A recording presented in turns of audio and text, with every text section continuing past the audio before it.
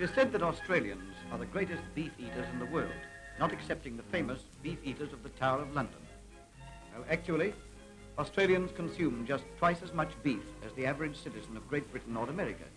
And why not? Australia is a land of great spaces, bathed in radiant sunshine, of glorious natural pastures and sparkling streams. These are ideal conditions for raising beef cattle of superb quality, who graze in quiet contentment, fattening upon the rich pastures.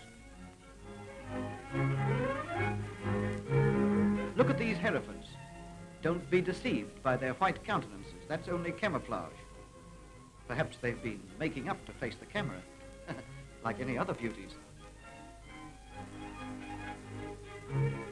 Mustering time is the peak period of station activities. From the shady billabong, the open plains and wooded hills, from north, south, east and west, the lowing herds are collected, the cattle from 1,000 hills.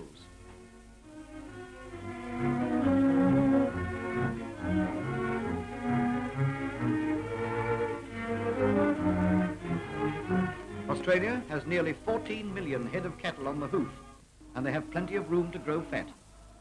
For example, Victoria River Downs Station in the Northern Territory comprises 13,000 square miles of country. Square miles, I said. That is to say, about half the size of Wales and more than 6 times the area of the Isle of Man. Other stations run to 5,000 square miles and more.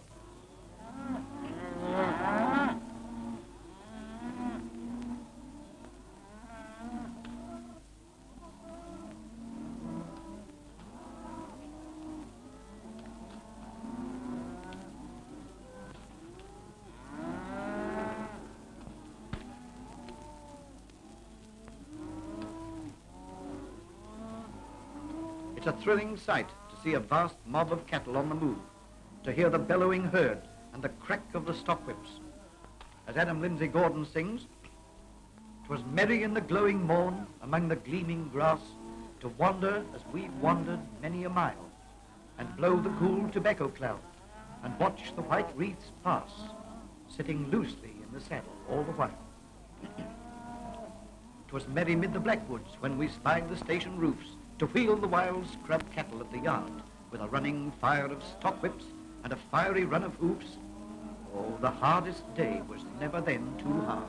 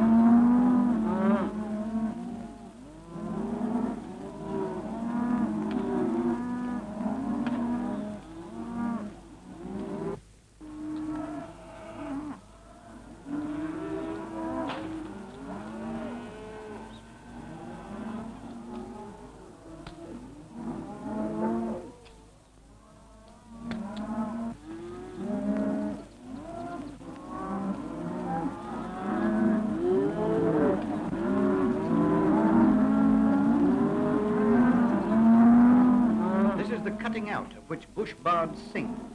These station hands are segregating the unsuitable beasts from the milling mob.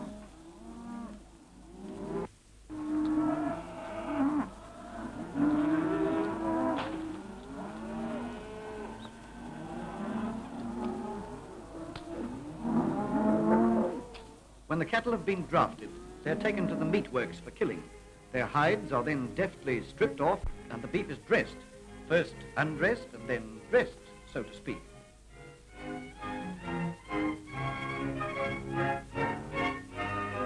Some moneylenders declare that man is the only animal that can be skinned twice.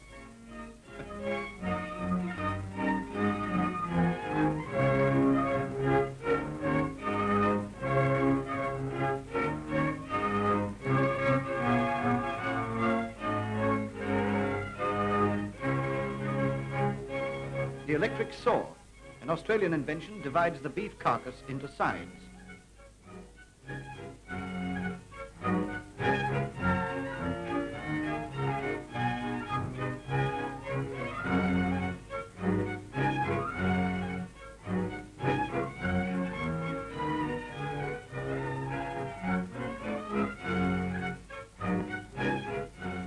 Then follows a thorough washing and cleansing.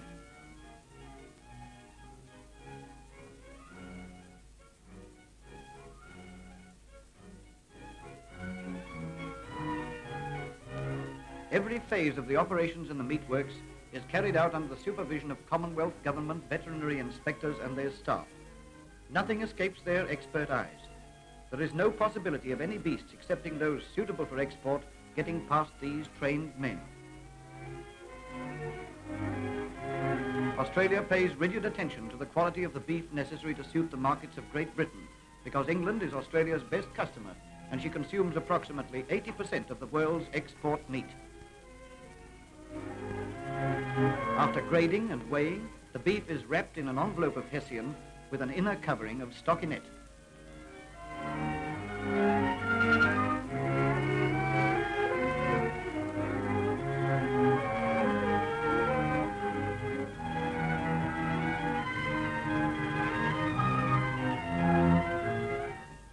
Carefully handled and chilled to the right temperature, it is loaded into steamers fitted with special cool storage.